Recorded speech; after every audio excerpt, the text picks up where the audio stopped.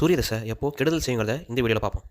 முதல்ல எந்த லக்னங்களுக்கெல்லாம் சூரியன் அவயோகராக வராங்கன்னு இந்த கட்டத்தில் காமிச்சு. இங்கே வந்து ஒரு எக்ஸப்ஷன் என்னன்னா ரிஷப லக்னத்தை நான் ஆட் பண்ண மாட்டேன். ஏன்னா ரிஷபத்துக்கு சூரியன் வந்து வெறும் 4ஆம் அதிபதியை மட்டும் வரனால அவர் தான் வீடு வாகனம் அது போன்றவற்றெல்லாம் தரணும். அதுக்கு பதிலாக இங்கே வந்து மீன லக்னம் என்ன தான் வந்துட்டு சூரியனுக்கு நட்பு லக்னமாக இருந்தாலும் சூரியன் வந்து 6ஆம் அதிபதியாக வரதுனால இங்கே வந்து மீன லக்னத்துக்கு சூரியன் கெடுதலை தருவார். அடுத்ததாக சூரியன் எங்கெல்லாம் இருக்கக்கூடாதுங்கிறத இந்த கட்டத்தில் காமிச்சிருக்கேன். மீனத்துக்கு 6ஆம் அதிபதியாக இருந்தாலும் இவர் வந்து மீன வீட்டில் இருக்கிறது அவருக்கு நட்பு வீடு தான். அதனால் சூரியன் நாங்கள் மீன வீட்டில் இருக்கலாம். அடுத்ததான் நான் ஒரு உதாரணம் ஜாதகம் காமிச்சிருக்கேன். இதில் வந்து மகர லக்னம் ஏற்கனவே சூரியனுக்கு ஆப்போசிட் லக்னம்.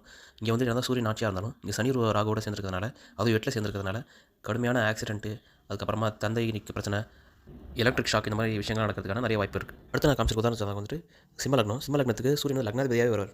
அப்படியே இருந்தாலும் அவருக்கு மகரங்கிற பகை வீட்டில் அதுவும் வந்துட்டு சனி நீச்சமாக இருக்கும்போது நீச்சன் வீட்டில் இருந்து சனியோட பார்வையை வாங்கி அமாவாசை சந்திரனும் சேர்ந்து அதே சமயத்தில் கேதுவோடு சேர்ந்து கிரகணமும் இருக்கும்போது சூரியன் தன் லக்னத்துக்கே கடுமையான கெடுபலகம் தருவார். நிறைய நீடித்த நோய் எதிர்ப்பு போன்ற விஷயங்களை கண்டிப்பாக தருவார். இதே மாதிரி ஆஸ்ட்ராலஜி டிப்ஸ்க்கு மறக்காமல் சேனல் சப்ஸ்கிரைப் பண்ணுங்கள். நன்றி.